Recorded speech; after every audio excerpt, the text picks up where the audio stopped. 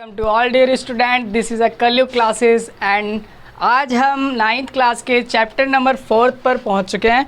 और आइए इस चैप्टर को पढ़ते हैं। बहुत ही इजी सा चैप्टर है, बस आपको अपने प्रीवियस क्लासेस जैसे आपने 8th में या 7th में पढ़ा हो वेरिएबल्स के बारे में या फिर इक्वेशंस के बारे में, आज उसके बारे में हम एकदम डीप में जाके पढ़ेंगे, जो कि चैप्टर का नाम ही ऐसा है, linear equation in two variables, जिसमें आपको वेरिएबल्स दिखाई देंगे, इक्वेशंस होंगी, थोड़े ग्राफ भी होंगे जो कि एक्सरसाइज के क्वेश्चंस में हैं।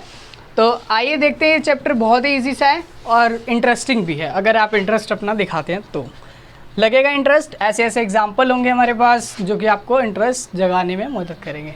तो आइए स्टार्ट करते हैं। ये हमारा क्लास 9th का चैप्टर नंबर 4 है, जैसे कि मैंने आपको बताया। इसका जो इंट्रोडक्शन है उसमें आज हम क्या देखेंगे। कभी आपने देखा हो कि आपको एल्जेब्रिक इक्वेशंस दिखती होंगी अपनी बुक्स में, जैसे कि x + 3 = 0, कुछ इस तरीके से। अगर मैं आपसे पूछूं कि इसमें आपको टर्म दिखाई दे रही होंगी, एक मान लीजिए ये x है तो ये हमारा वेरिएबल टर्म हो गई। देन इसको देखें तो ये कांस्टेंट टर्म है, ये कांस्टेंट टर्म है। वैसे ही अगर मैं पूछूं कि आपको ये इक्वेशन किस फॉर्म में दिख रही है, क्या ये लीनियर है, आप तो पहली बात तो ये कि आप इसको हिंदी में मतलब जानिए। अगर आपको नहीं पता है तो कोई बात नहीं, और पता है तो अच्छी बात है। हिंदी में इसका मतलब होता है दो चरों में रैखिक समीकरण। दो चरों में रैखिक समीकरण का मतलब क्या है? Linear equation in two variables. अच्छा, चर यहाँ पर किसको बोला गया है? यहाँ पर वेरिएबल्स को हिंदी में चर बोला गया है, जो कि आपके कैसे होते हैं? x, y, z, t हो सकता है, s, t, s, हाँ ऐसे हो सकते हैं। बट कहीं कहीं पर a भी आता है, b भी आता है, c भी आता है। तो ये आपके कांस्टेंट कहलाते हैं, ये वेरिएबल आपके नहीं होते। तो इस पर ज़्यादा ध्यान नहीं देना है। जहाँ पर कांस्टेंट आएगा वो आपको खुद ब खुद इक्वेशंस के थ्रू आपको दिखने लगेगा। तो आइए देखते हैं दो चरों में रैखिक समीकरण कैसे होते हैं। रैखिक का मतलब होता है हमारा लीनियर। लीनियर्स को हम कैसे पहचानेंगे? मैंने पिछली क्लासेस में जब आपको पॉलिनोमियल कराया था तो उसमें एक बात बताई थी कि किसी भी इक्वेशन की, जैसे आपको ऐसी कोई इक्वेशन दे दी, किसी भी इक्वेशन की हाईएस्ट पावर, जैसे इस वेरिएबल, इस इक्वेशन में आपका वेरिएबल x है, आप सभी को पता है ध्यान से। इसमें जो हाईएस्ट पावर है वो आपकी कितनी है? 1, आप सभी को दिख रहा है। और मैंने आपको बताया था जिसकी हाईएस्ट पावर या कहें तो डिग्री आपकी 1 होती है उसको हम लीनियर इक्वेशन कहते हैं। अगर उसकी पावर 2 हो तो हम उसे क्वाड्रेटिक कहते हैं, क्वाड्रेटिक कहते हैं ना। तो ऐसे ही 3 होगी तो क्यूबिक कहते हैं। तो वैसे ही यहाँ पर लीनियर इक्वेशन बता रखा है आपको पहले ही कि जो भी इक्वेशन होगी वो आपकी उसकी हाईएस्ट पावर या कहें डिग्री उसकी वेरिएबल की हमारे पास 1 होगी। तो सिंपल से ये क्वेश्चन था और इसके बारे में थोड़ा सा इंट्रोडक्शन। तो आइए देखते हैं इस चैप्टर का पूरा डेफाइन के थ्रू क्या ये चैप्टर कहना चाह रहा है। तो linear equation in two variables को हम कैसे लिख सकते हैं? वी कैन राइट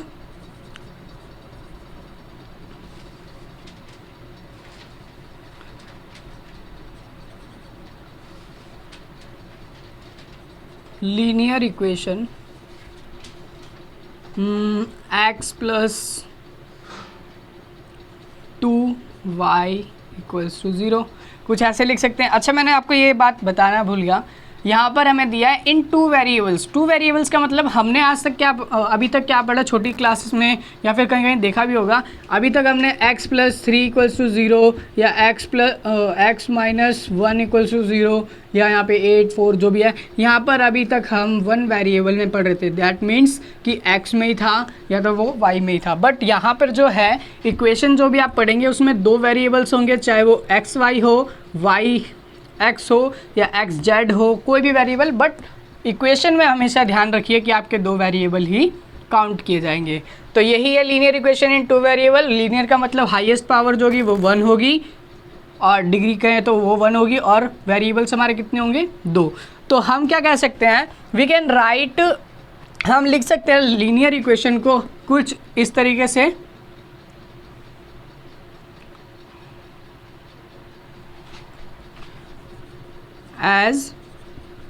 ऐसे, है ना, और इसको हटा देते हैं। वेयर, जहाँ पर क्या होगा, वेयर यहाँ पे a और यहाँ पे आप कांस्टेंट ले लीजिए b, थोड़ा और इसको अच्छे से कर देते हैं, ax plus b y plus c equals to 0। अब आपको ये शायद अच्छे से समझ आए, बिकॉज यहाँ पे मैंने बताया अभी आपको कि x और y जो हैं वो आपके वेरिएबल हैं, एंड जो a b एंड c हैं ये आपके कांस्टेंट टर्म है। मैंने अभी बताया आपको थोड़ी देर पहले। तो यहाँ पर क्या होगा, वेयर इस इक्वेशन के अंदर आप देखिए लीनियर है और दो वेरिएबल हैं, और यहाँ पर क्या होगा, a b एंड c जो होंगे आर रियल नंबर्स होंगे। क्या होंगे वो, रियल नंबर्स होंगे। और and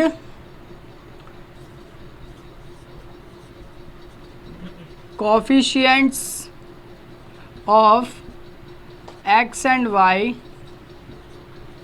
are not equal to 0। और जो x और y के कोफिशिएंट है, that means a and b, यहाँ पे लिख सकते हैं that is a and b not equals to 0, कुछ इस तरीके से, ठीक है। तो यानी कि a और b कभी भी आपके 0 नहीं होंगे। 0 होंगे तो वो क्या हो जाएगा, एक तरीके से वो वेरिएबल ही ख़त्म हो जाएगा, और फिर आपको linear equation in two variable कभी भी नहीं दिखाई देगा। तो ये थी इसकी कुछ डिफाइन करके एकदम समझने के लिए बराबर वर्ड टू वर्ड। तो मैंने आपको बता दिया कि क्या होता है लीनियर इक्वेशन, जिसकी हाईएस्ट पावर आपके पास 1 हो वेरिएबल के ऊपर, और इक्वेशन के अंदर आपके कितने वेरिएबल्स हो, ओनली 2। कांस्टेंट आपके ABC हो सकता है और जो कि रियल नंबर है, और यहाँ चाहे तो C आपका 0 हो सकता है, बट वेरिएबल के साथ में जो कोफिशिएंट्स हैं, यानी कि जो गुणांक हैं, कोफिशिएंट को हम क्या बोलते थे, गुणांक हैं आपके, वो कभी भी आपके क्या होंगे, 0 नहीं होंगे, बिकॉज इनको 0 करने के बाद यहाँ पर आपका वेरिएबल कंप्लीटली फिनिश हो जाएगा, इसीलिए आपको वहाँ पर 0 नहीं लेना है।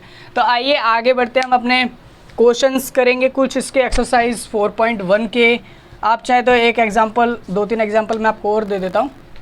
देखिए, जैसे कि हमें कोई भी इक्वेशन तैयार करके दे दी, x प्लस 4y कर लेते हैं, 4y इक्वल्स टू 10, और फिर हमें बोल दिया कि यहाँ से आपको क्या करना है, मैं आपको y की वैल्यू दे देता हूँ 2।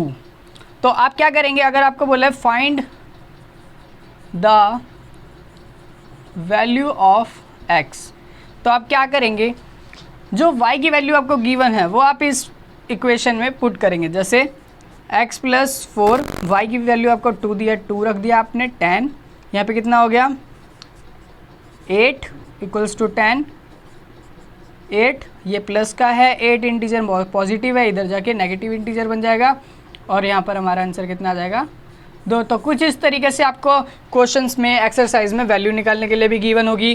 कुछ होंगे कि आपको खुद स्टेटमेंट तैयार करने हैं, आपको स्टेटमेंट को रीड करके, है ना।